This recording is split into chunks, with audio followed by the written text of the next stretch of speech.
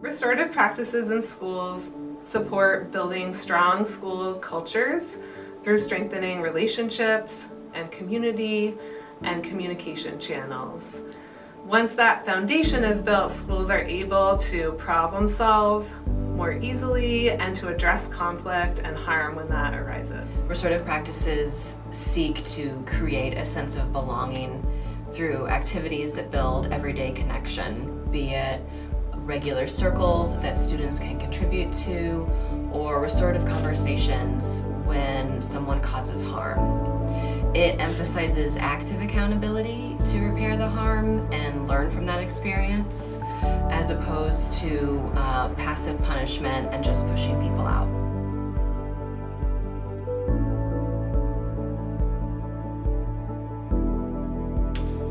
Many indigenous cultures across the world, including Maori, Tlingit, Lakota, and Yoruba, use elements of restorative or circle practices. These practices are rooted in the recognition that we are all interconnected and interdependent, and that we need right relationship within communities and with all creation.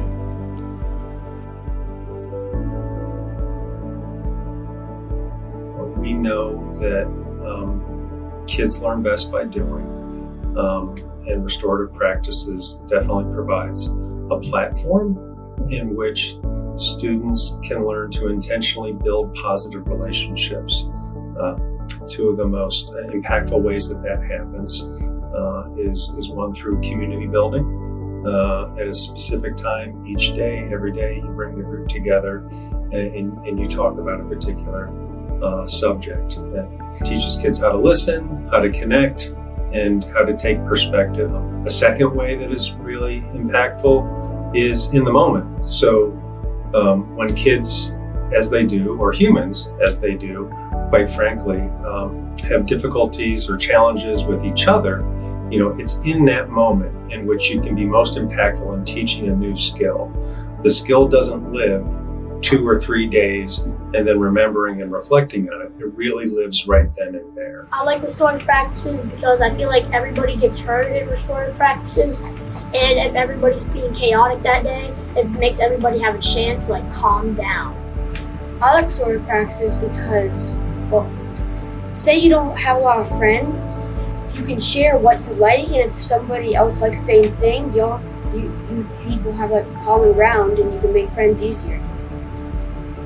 I like them because you have the chance to be heard. When kids know that if they make a mistake, that there is going to be a chance for them to try to fix it, it just makes it easier for kids to be present at school. It makes it easier for them to want to come to school, to know that they have some authority, some agency to take care of their own problems.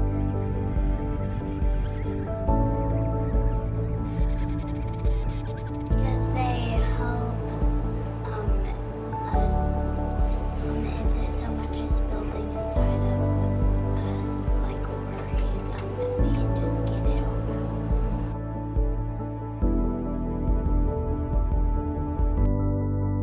Talking pieces are like the key to the voice you have to say. I was having a bad day-ish from then, and there were tons of things just bundled up in my mind, and then when you get to say them out in the circle, it makes you feel better, because then it's like my family used to say, there's this box that can only hold so much in it, and then if you keep trying to hold too much, it can just explode. I like it because I get to hear everybody's voice, and because I can share and I feel that everybody will listen to me. I like them because you get to hear how everybody feels, and if there's a problem, you can solve it by saying or doing what the person said that would help them.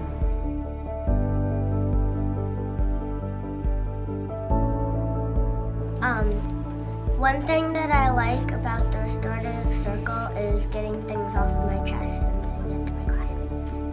I like restorative practices because I find that it can make our specials classes more fun.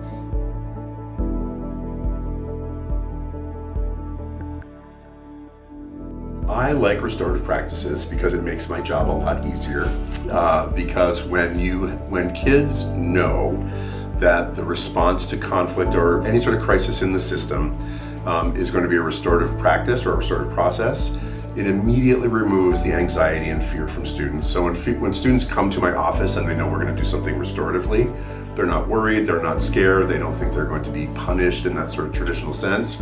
So I like it because it provides everyone with voice, especially students who often don't have voice.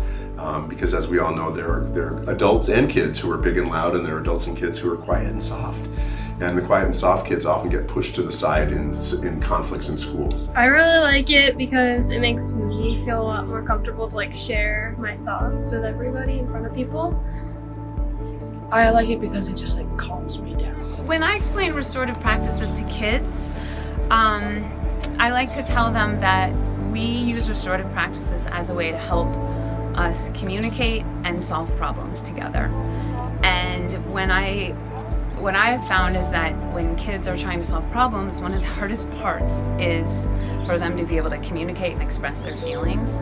And so we start each morning with a community circle where everybody has an opportunity to practice communicating about something. So we have a think about it, and they have a chance to share what they feel or what they think about that topic, and they gain confidence speaking about how they think and from their true self. And I think that is a great way to build kids up and lead them into an understanding of how to work together and solve problems. A fundamental component of restorative practice work here in Craftsbury, as well as other schools in OSSU, is that we value relationships, not just relationships between students, but relationships between staff and students and between staff members as well. And we are trying to be intentional about creating time in our master schedule to really focus on that relationship building. And that leads us to a place where when there is harm in our community or something needs increased focus, that we are able to come together in a trusting way to problem solve and move forward. And research will say over and over again that having strong relationships in a community is not just a factor of resiliency for communities that have experienced trauma, but also is a resiliency factor and creates strong foundation for when we do potentially as a community or individuals face trauma in the future.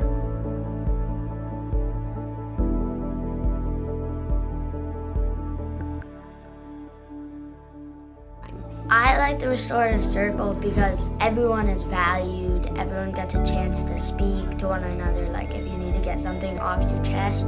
I think it gives students ownership over their relationships and how they feel about themselves. I think that it allows students to become self-aware and to take on all those skills that we try to teach them, like perspective taking and thinking about how other people are thinking of them and how they think of their colleagues or their peers. I like restorative practices because I feel like it gives us structure and a framework to help build community and to work on mending challenges that come up in the school day. In general, even outside of the school setting, it's just a great way to learn as human beings how we communicate with each other in a more positive and productive way. It starts out just building this culture of listening and being listened to, and then you can go on to use it to resolve conflict.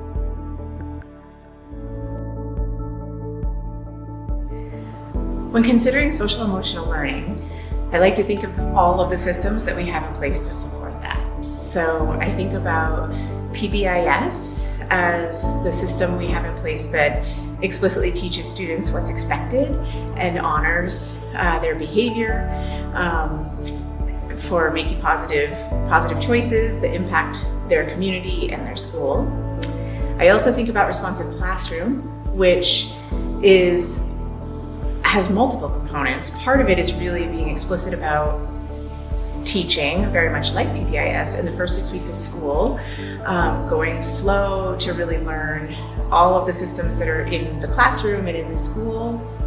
There's also component of responsive classroom that is a circle or sharing every day, so making sure that students feel welcomed and they have a sense of belonging. And then restorative practices, for me, feels like it sort of wraps things up, where when things don't go as expected or as people had hoped, there's an opportunity for students to learn and grow through repair. Restorative Circle gives people a chance to say what is on their mind, to get it off their mind, and have a better rest of their day.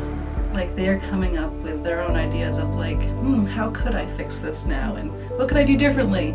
And it's just like a safe place to be like, okay, I may have maybe not acted my best at this point. We can do this differently next time. I do love that.